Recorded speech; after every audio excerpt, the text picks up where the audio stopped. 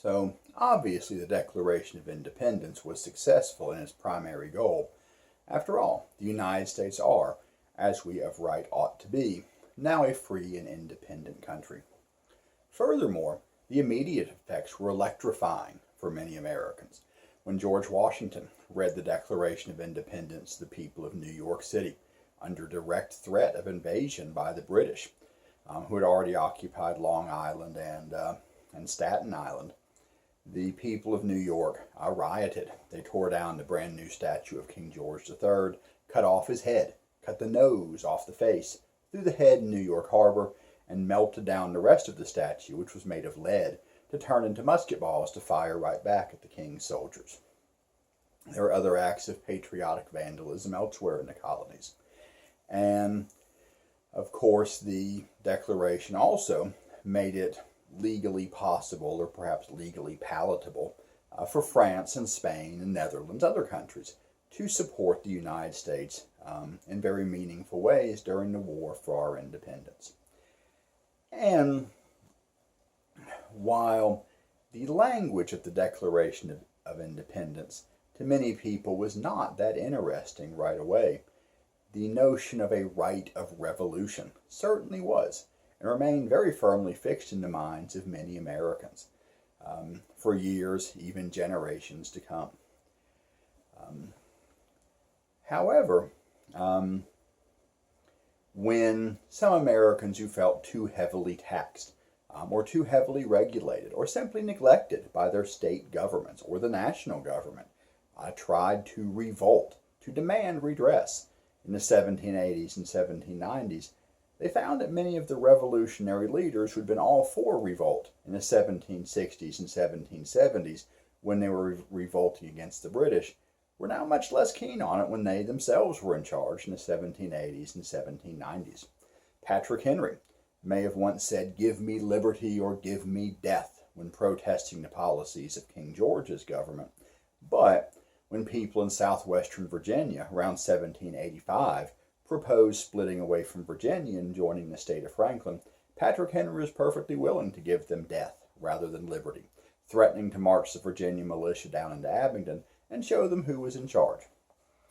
In 1786, when farmers in western Massachusetts, led by Daniel Shays, felt oppressed by heavy taxes that seemed to benefit the merchant classes of Boston, taxes, furthermore, that had to be paid in specie, in gold and silver, rather than the paper money that was all most of them had. This seemed to them very much like the stamp tax and the Currency Act of 1764, just 22 years earlier. But in Shays' Rebellion, Samuel Adams, now that he was governor of Massachusetts, was not promoting a tax on the government soldiers as he had once done in Boston, but rather gathered the militia from the eastern counties of Massachusetts, marched them west, defeated Shays and his rebels, and arrested many of them. Most were eventually pardoned, but the threat of death hung over many of them.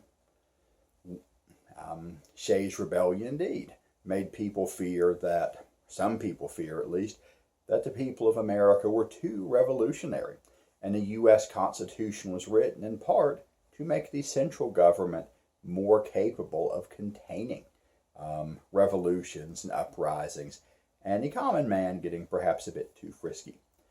And so when farmers in western Pennsylvania became unhappy with the whiskey tax of the early 1790s and began to raise whiskey poles, like the Liberty poles raised by revolutionaries in the 1760s and 70s, George Washington himself led the army into western Pennsylvania to put down the Whiskey Rebellion. Even though, in too many of the farmers there, that felt a whole lot like the stamp tax once more. So, the right of revolution remained ingrained in many Americans' minds, even if the new American government was not necessarily that supportive of it. Furthermore, the Declaration of Independence inspired people beyond America.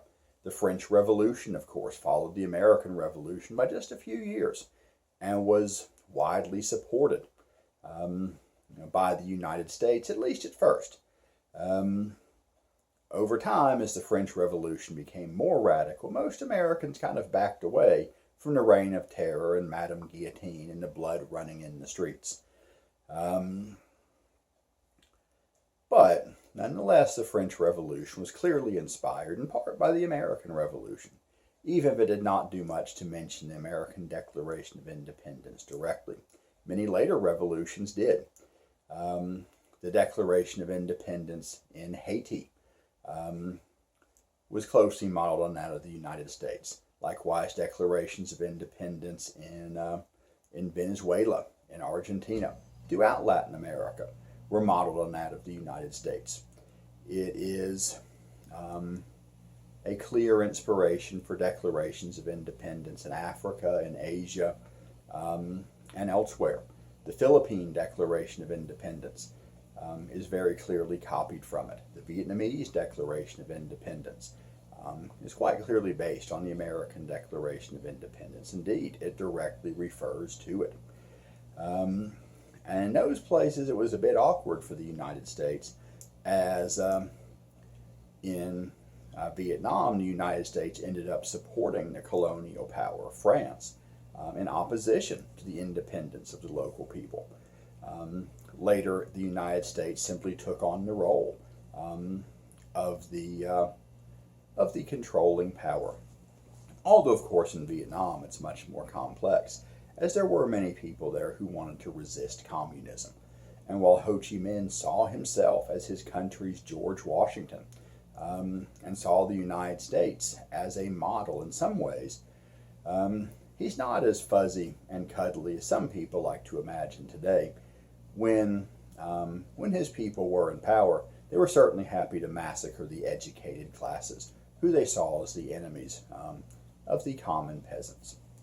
Of course, in the Philippines, when they declared independence from Spain, their Declaration of Independence specifically mentioned the protection not only of divine providence, but of the benevolent United States. And in fact, we chose instead to become a new colonial power in the Philippines, doing quite a bit of good for that country, but shedding a whole lot of blood as well. Furthermore, while the act of revolution was indeed revolutionary, and the wording itself at first was not seen as that important. That would change, though, in the 1790s and early 1800s as the United States began to develop two rival political factions. The Republicans, as they were then called, although they would later sort of develop into the Democratic Party, were led by Thomas Jefferson and James Madison. And they began to really emphasize the revolutionary and, to some extent, democratic nature of the Declaration of Independence, and of course Thomas Jefferson's role as its author. The Federalists, on the other hand, emphasized that Congress as a whole voted for independence, and that John Adams, the Federalist president from 1797 to 1801, was one of the driving forces behind Congress voting to declare independence, and he was a member of the committee to write the Declaration of Independence. For a long time, the supporters of Jefferson and of the language itself of the Declaration of Independence really were the more influential faction. Over the past few decades, John Adams has come to get a bit more credit than he once did. Indeed, his role as a driving force in America seeking independence is a key point in the musical 1776. And of course, David McCullough's biography of John Adams did a great deal to rehabilitate his reputation over the past couple of decades. Of course, there were some groups who were left out of the Declaration of Independence. While John Adams was serving in the Second Continental Congress, his wife Abigail wrote to him saying, "John, remember the ladies. All men would be tyrants if they could." Indeed, the Declaration of Independence says that all men are created equal. It does not specifically mention women. To be sure, the term men much more often meant mankind or humanity in general, in those days in a way that some people are not comfortable with today. But that said, men also did largely mean men. Women were viewed as not quite adults, although not exactly children either. Married women were legally, through the principle of coverture, part of their husbands. Unmarried women were typically under the protection of their husbands or an older brother, or if they themselves were elderly, the protection perhaps of an adult son. They did not really exist, in many cases, as independent entities of their own. And yet, people seeking more rights for women were inspired by the Declaration of Independence. In the Women's Rights Convention of 1848 at Seneca Falls, New York, typically just remembered as the Seneca Falls Convention, the attendees, or at least many of them, drew up a Declaration of Rights and Sentiments, again very clearly modeled on the Declaration of Independence, copied almost word for word in many sections, but declaring that they held these truths to be self-evident, that all men and women are created equal, and saying that because women did not have a voice in the government, and the government did not recognize the rights of women, women had no duty to be loyal to the United States government until the government was reformed. And it gave a long list of grievances by women. Among the first was women's lack of suffrage, no legal right to vote, but also the fact that they could not serve on juries. Their testimony in courts counted for less. They could not, in most cases, control their own property, and many other things in very much the same format as the U.S. Declaration of Independence. And in the notion that all men and women are created equal, that are unalienable rights, would be one thing to inspire the women's movement throughout the rest of the 1800s, and of course into the 20th century and beyond. Now, another criticism of the Declaration of Independence, and indeed of Americans in general seeking independence, was that so many of them were slave owners. Samuel Johnson, the British writer, said, "How is it that the loudest yelps for liberty come from the drivers of Negroes?" And a number of other British politicians and writers and others had similar comments. And to be sure, many of the founding fathers owned slaves, either at some point during their lives or throughout their lives. Thomas Jefferson, himself a slave owner, had included a pretty strong condemnation of King George III in the Declaration for waging cruel war against humanity in supporting the slave trade, which, to my knowledge, George III was not particularly involved in, aside from the fact that many slave traders were British subjects. But at the insistence of many other members of Congress, that part of the Declaration was struck out. On the other hand, the portion that Jefferson also included criticizing the royal governor of Virginia, Lord Dunmore, for offering freedom to any slave in Virginia who would fight against his masters. That criticism was left in the Declaration. And so while all men were created equal, maybe they weren't entirely. Indeed, once the U.S. Constitution was written, the first census only had to count three groups: people, other people, and Indians. Other people, of course, being code for slaves. Indians not even getting to be other people in most cases. And so the Declaration of Independence perhaps did not apply to African Americans. Frederick Douglass very famously said in a speech to an anti-slavery society, "What to the slave is the 4th of July?" and saying it meant nothing. What did it matter to declare independence or talk about life or liberty or the pursuit of happiness for men and women who would never probably see liberty, who certainly had no independence? Now, that's the best remembered part of that speech. He did in other places talk about the inspiring notions of the Declaration of Independence and the promise that it held for independence for all people, but a promise that was clearly not being fulfilled at that point.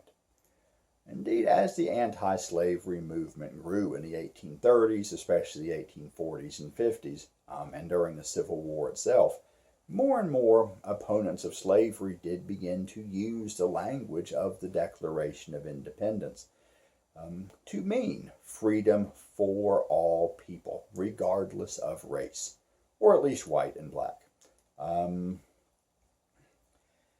And this trend would continue. After the end of slavery, of course, prejudice, discrimination, legal and social limitations remain for African Americans throughout the United States. Even today, we see the legacy of slavery and inequality stressing our society enormously. But the language of the Declaration of Independence and its meaning was there. W.B. Du Bois, the famous African American writer and activist, said that all the United States had to do was live up to what it had already promised to do. On paper, all men were legally equal. Eventually, men and women were more or less legally equal. And yet, that legal guarantee was not always carried out, often not carried out in practice. And one of his most radical demands as an activist, eventually one of the founders of the NAACP, was simply that the laws be enforced. After World War II, when President Harry Truman heard of black soldiers returning from World War II, being harassed, even badly beaten, one man beaten so badly that he lost his eyesight, while wearing their U.S. Army uniforms. Indeed, beaten specifically because a black man in an Army uniform was seen as getting above himself.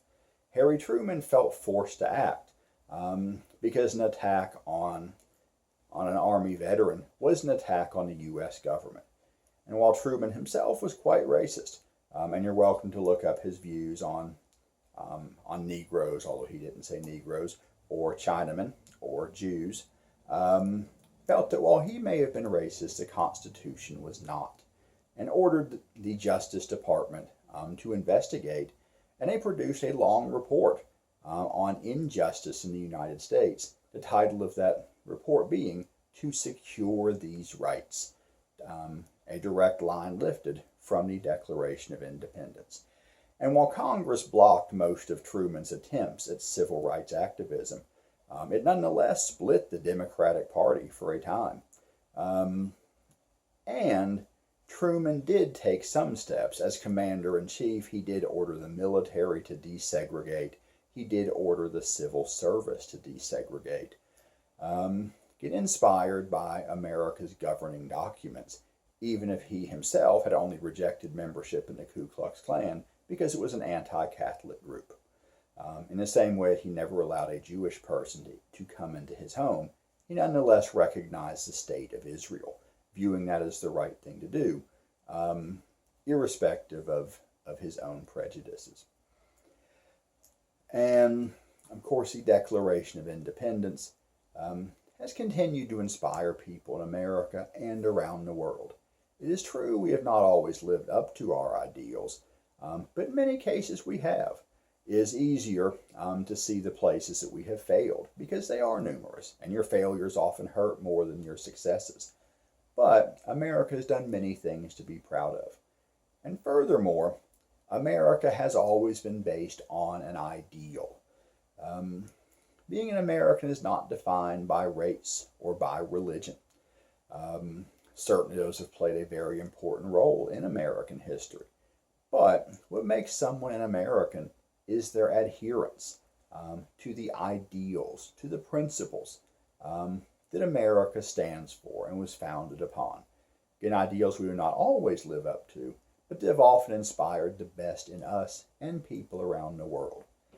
And while unquestionably America becoming independent is why the Declaration of Independence is so important, it also matters not just because of what it did, but because of what it said and what it continues to say.